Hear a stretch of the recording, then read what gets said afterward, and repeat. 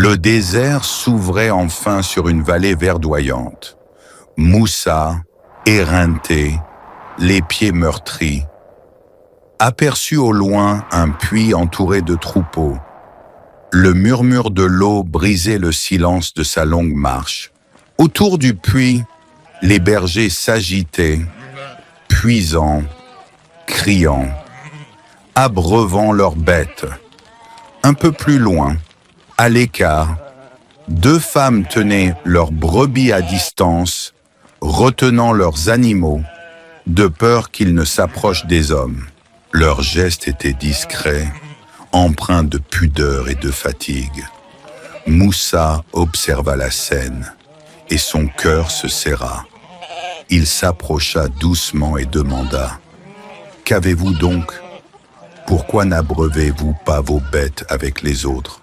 L'une d'elles répondit d'une voix hésitante « Nous attendons que les bergers s'éloignent. Notre père est un vieil homme. Il ne peut venir jusqu'ici. Alors c'est à nous de le faire. » Sans un mot de plus, Moussa s'avança vers le puits. Les hommes venaient de s'en aller. La pierre qui enfermait l'accès était massive. Il fallait 10 hommes pour la soulever, mais Moussa posa ses mains dessus et la déplaça seul. L'eau jaillit, claire et fraîche. Il puisa un seau, abreuva les brebis, puis remit la pierre en place, sans attendre de remerciements. Le soleil déclinait. Épuisé, Moussa marcha jusqu'à l'ombre d'un arbre solitaire. Il s'y assit, le souffle court, les yeux levés vers le ciel. Son ventre creux se tordait de faim. Ses vêtements étaient usés, ses pieds blessés. Mais ses lèvres murmurèrent avec humilité « Seigneur, j'ai grand besoin du bien que tu voudras bien m'accorder. » Un silence paisible enveloppa la vallée. C'était le calme avant la prochaine rencontre. ولما ورد ماء مدين وجد عليه أمة من الناس يسقون ووجد من دونهم امرأتين تذودان قال ما خطبكما قالتا لا نسقي حتى يصدر الرعاء وأبونا شيخ كبير فسقى لهما ثم تولى إلى الظل فقال رب إني لما أنزلت إلي من خير فقير. Le soleil déclinait sur la vallée de Madian. Autour du puits, tout était redevenu calme. Un peu plus loin, deux jeunes femmes ramenaient leur troupeau plus tôt qu'à l'accoutumée. Lorsqu'elles arrivèrent chez leur père, il les interrogea, surpris. Pourquoi si tôt? Elles lui racontèrent tout. L'étranger, la pierre soulevée et la manière dont il avait abreuvé leurs bêtes sans rien demander en retour. Le vieil homme hocha la tête.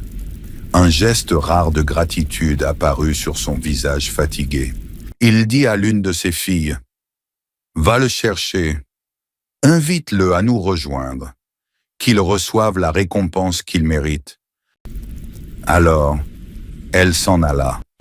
Elle marchait avec pudeur, le regard baissé, son voile couvrant son visage. Chaque pas était empreint de respect. Arrivée près de Moussa, elle parla doucement. « Mon père t'invite afin de te récompenser pour avoir abreuvé nos troupeaux. » Moussa la suivit sans poser de questions. Lorsqu'il arriva, il raconta son histoire au vieil homme, sa fuite d'Égypte, sa solitude et son invocation sous l'arbre. Le vieil homme lui dit alors avec bienveillance, « Ne crains rien, tu es sauf à présent, tu as échappé aux injustes. » La maison de ce vieillard fut pour Moussa le premier havre de paix depuis longtemps. Mais ce soir-là, un autre destin s'écrivait. La fille, impressionnée par la noblesse et la force de l'étranger, dit à son père, Père, engage-le à ton service. Le meilleur serviteur, c'est celui qui est fort et digne de confiance. فجاءته إحداهما تمشي على استحياء قالت إن أبي يدعوك ليجزيك أجر ما سقيت لنا فلما جاءه وقص عليه القصص قال لا تخف نجوت من القوم الظالمين قالت إحداهما يا أبت استأجره إن خير من استأجرت القوي الأمين. Dans la demeure tranquille du vieil homme, la lumière du soir filtrait à travers les tentures.